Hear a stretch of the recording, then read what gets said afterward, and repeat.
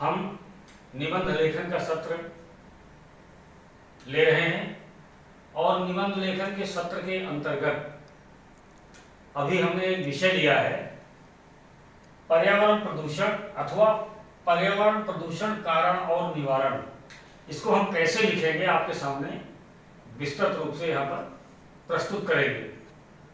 तो निबंध लेखन के पूर्व सबसे पहले हम उस विषय की रूपरेखा तैयार कर लेते हैं। इसके बाद फिर उन रूपरेखा जो उपशीर्षक और शीर्षक हैं उनका विस्तृत विवरण हम प्रस्तुत करते हैं। तो चलिए देखते हैं रूपरेखा के अंतर्गत किन किन बिंदुओं को हमने यहाँ पर लिया है।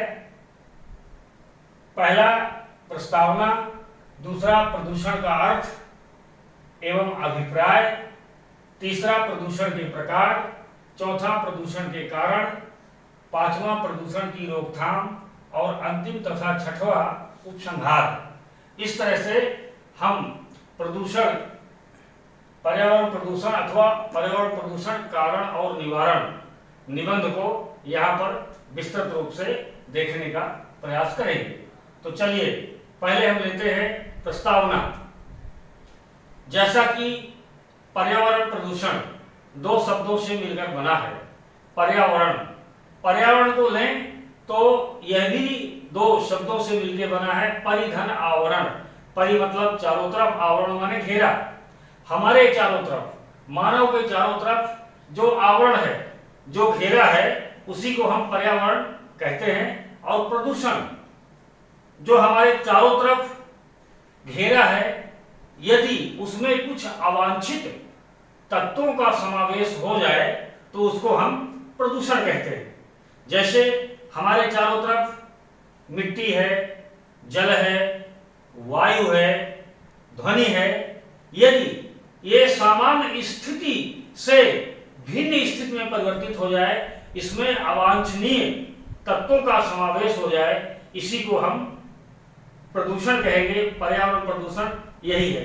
तो यह प्रस्तावना के अंतर्गत आ गया। अब हम चलेंगे अर्थ एवं अभिप्राय, यह भी स्पष्ट हो गया। अब प्रदूषण के प्रकार, हमारे चारों तरफ कई तरह के प्रदूषण देखने को मिलते हैं। मूल रूप से 3 या 4 भागों में यहाँ पर हम स्पष्ट करने का प्रयास करेंगे। पहला जो पर्यावरण प्रदूषण है उसको हम लेते हैं जल प्रदूषण के रूप में।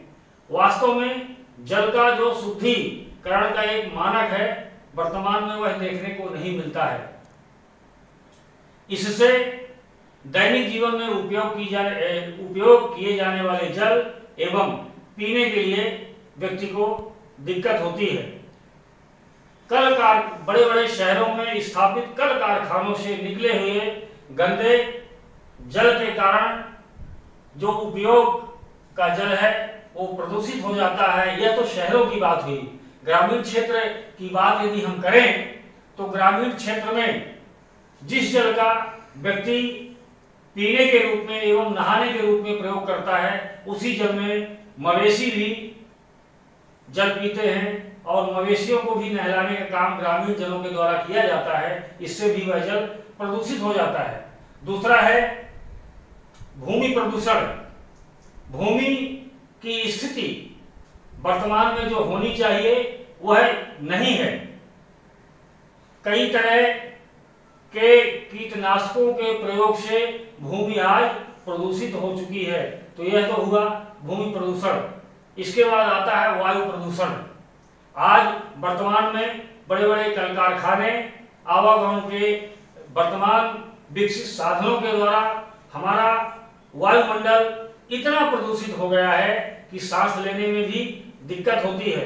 शहरों की स्थिति, खासकर आप बड़े नगर जैसे दिल्ली की बात कर लें तो वहां इतनी भयावह स्थिति है कि शासन और प्रशासन को वाहन को संचालित करने के लिए ऑड और इवन की व्यवस्था लागू की गई। आधे दिन दूसरी गाड़ियां चलेंगी, आधे दिन दूसरी गाड़ियां। ये तो हमारे देश की बात हो गई। विदेशों की बात करें तो इतना अधिक वायु प्रदूषण हुआ है कि जो जीवन रक्षक वायुमंडल में एक परत है वह पूर्णतः नष्ट होने की स्थिति में है कार्बन उत्सर्जन के कारण। तो वायुमंडल भी हमारा प्रदूषित हो चुका है। इसके बाद आता है ध्वनि प्रदूषण। सामान्य स्थिति से अधिक यदि कहीं ध्वनि का विस्तार हो रहा है, इसे हम ध्वनि प्रदूषण कहते हैं। जैसे संसार में या बड़े बड़े शहरों में डीजे, लाउड स्पीकर या फिर अन्य संसाधनों से निकले हुए आवाज के कारण ध्वनि प्रदूषण की स्थिति निर्मित हो रही है। तो ये हो गए प्रदूषण के प्रकार।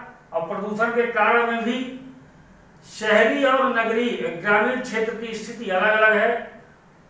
जनसंख्या के विकास और विस्तार के कारण ही जो प्रदूषण की भयावह स्थिति आज वर्तमान में निर्मित हुई है, यह जनसंख्या के विकास के कारण हुआ है। जैसे जैसे जनसंख्या का विकास हो रहा है, वैसे वैसे प्रदूषण की स्थिति भी विकराल होती जा रही है। और इस पर यदि समय पर नियंत्रण नहीं पाया गया तो बहुत बुरी स्थिति हो जाएगी।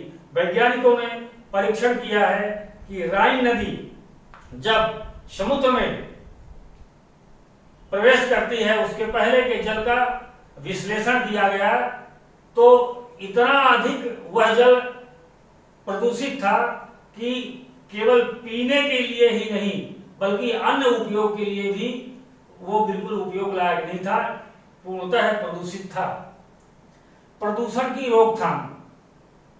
प्रदूषण की रोकथाम, चूंकि प्रदूषण की समस्या मानव ने निर्मित किया है, इसलिए इसकी रोकथाम की व्यवस्था मानव के द्वारा ही किया जाना है। जब तक मानव सचेत नहीं होगा तब तक प्रदूषण को नहीं रोका जा सकता।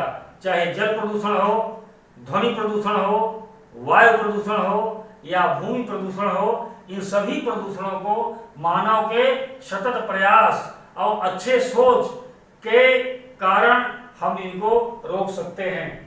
अंत में है उपसंहार। उपसंहार के रूप में हम कहेंगे कि जहां समस्या होती है वहां पर उसका निदान ही भी होता है।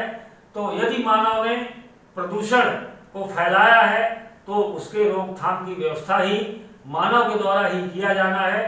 तभी सभी जीव जंतुओं को सुविधा मिल पाएगी। अधिक से अधिक वृक्ष लगाए जाएं, वृक्षों को कम काटा जाए। यदि एक वृक्ष काटा जाता है तो कम से कम 5 या 10 वृक्ष लगाए जाएं। पंचवर्षीय योजनाओं के कारण वन संरक्षण और वन महोत्सव की योजना शासन के द्वारा चलाई गई है, उसको सतत रूप से लागू किया जाए। और इस निबंध लेखन के बीच बीच में कवियों, लेखकों और महापुरुषों की उक्तियों के द्वारा भी निबंध को सजाया जा सकता है, व्यवस्थित किया जा सकता है। मैंने यहाँ पर लिखने का प्रयास किया है, देखें। और इसे इन सूक्तियों को भी आप अपने निबंध में स्थान दें। चलिए इसको आगे देखते हैं। जैसा कि पहली सूक्ति मैंने लिखा है, अपनी हालात का कुछ एहसास नहीं मुझको, औरों से सुना है परेशान हूं मैं। दुनिया में कुछ इस कदर छाया है प्रदूषण कि देखकर ये हाल हैरान हूं मैं। निबंध लिखने के पहले, प्रस्तावना के पहले यदि इस सूक्ति को हम लिख देते हैं तो हमारा निबंध व्यवस्थित हो जाएगा, सुसज्जित हो जाएगा। आगे चलें। एक और सूक्ति है, बंजर धरती करे पुकार, बच्चे कम हो वृक्ष हजार। जनसंख्या का विकास कम करना है हमको और वृक्षारोपण अधिक करना है। वृक्षों की संख्या अधिक होनी चाहिए, तभी पर्यावरण प्रदूषण, खासकर वायु प्रदूषण ठीक होगा। क्योंकि वृक्ष हमारे लिए प्राणदायिनी वायु ऑक्सीजन को देते हैं और जो हमारे लिए जहरीली वायु है कार्बन डाइऑक्साइड, उसको ग्रहण करते हैं। तो जनसंख्या की वृद्धि को हमें रोकना है और वृक्षों को अधिक से अधिक लगाना है। साथ ही वृक्ष धरा के आभूषण है, करते दूर प्रदूषण है। वृक्ष यदि हम लगाएंगे तो इस पृथ्वी पर वो प्रदूषण को दूर करने का प्रयास करेंगे। आगे चलते हैं। मानवता पर बढ़ रहा सतत प्रदूषण भार, मनुष्य अचेतन हो रहा कैसे हो उद्धार। यह भी एक बढ़िया सूक्ति है निबंध को व्यवस्थित और सजाने के लिए। अंतिम की एक सूक्ति और है, यदि चाहते हो देश की सुरक्षा, यदि चाहते हो देश की सुरक्षा तो प्रकृति को सुरक्षित करना होगा। यदि नहीं करते प्रदूषण से सुरक्षा तो कैसे हो पाएगी आत्मरक्षा। इस तरह से यह निबंध परीक्षा के दृष्टिकोण से महत्वपूर्ण है। और यदि निबंध के बीच बीच में हम इन सूक्तियों को व्यवस्थित क्रम में सजा देते हैं तो हमारा निबंध और व्यवस्थित हो जाएगा।